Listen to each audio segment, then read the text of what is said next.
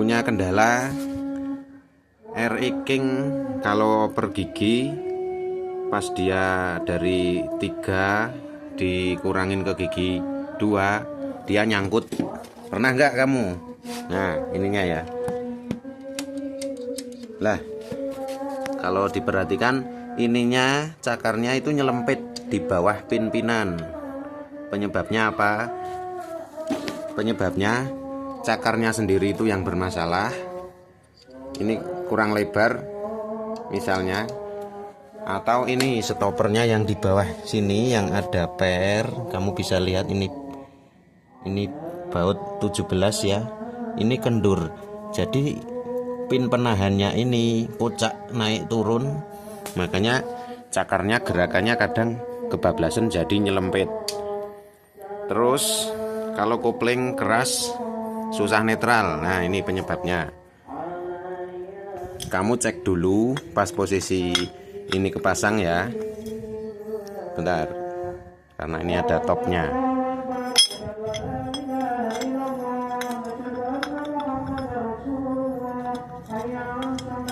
Kamu cek ketika ini kepasang, kamu tekan handle-nya.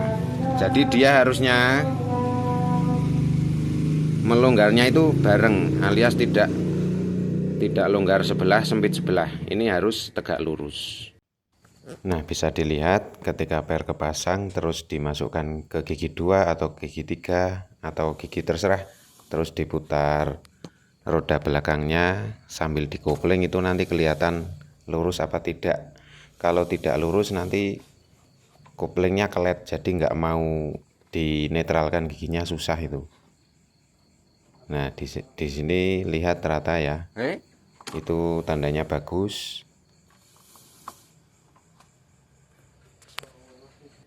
Nah kalau tidak tegak lurus itu bermasalah, karena walaupun sudah dikopling dia nggak mau prei koplingnya, dia nggak mau putus, jadi dia agak-agak nyangkrek gitu, susah dinetralin. Bisa dinetralin ketika mesin masih hidup, itu pas motornya masih jalan. Tapi kalau motornya udah berhenti susah. Kalau ininya miring, nekannya miring. Penyebabnya kadangkala itu ada dari per yang panjangnya tidak sama ya. Jadi 4 per ini tekanannya harus sama, panjangnya harus sama. Kedua, ini udah pernah digerinda. Ini perhatikan 4 tiang ini tingginya juga harus sama. Jadi ketika pernya panjangnya sama, kalau ini kok tidak sama tingginya, jadi percuma tekanannya miring. Terus perhatikan setut yang di dalam sini ya. Ini udah saya lepas, setutnya kayak gini.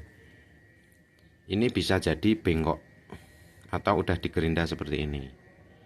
Nah kalau udah digerinda, pernya panjangnya sama, ini tingginya sama, tapi ininya udah digerinda agak miring kayak gini ya. Bisa dilihat ini bekas gesekannya nggak rata ya.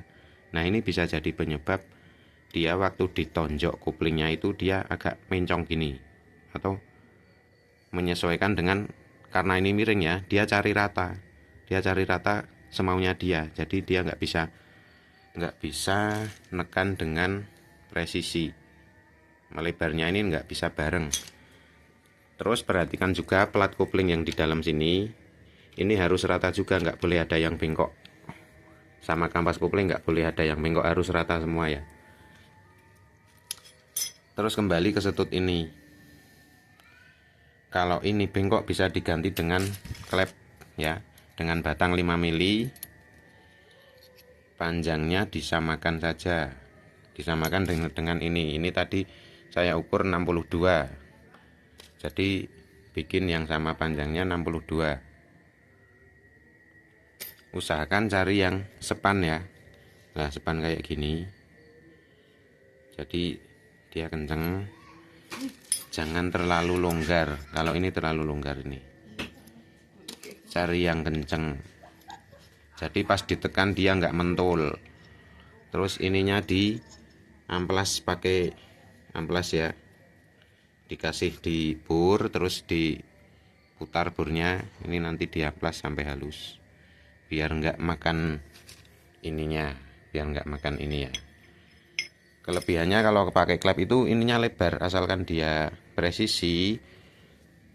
Nah begini, dia dapatnya lebih apa ya, lebih lebar, jadi miringnya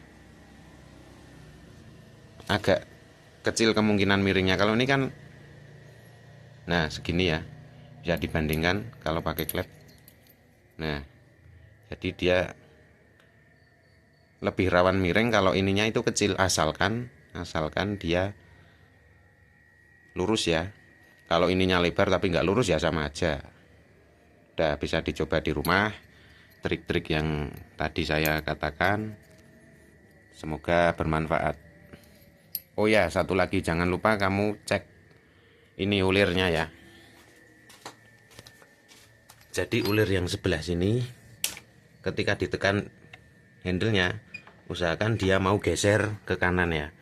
Kalau Eriking memang kekurangannya, kalau ini udah kocak, kadang harus cari posisi yang paling mau geser ke kanan. Kadang udah ditekan dia cuma muter aja, nggak geser, nggak ngopling ya. Nah begitu. Oke, sekian, terima kasih.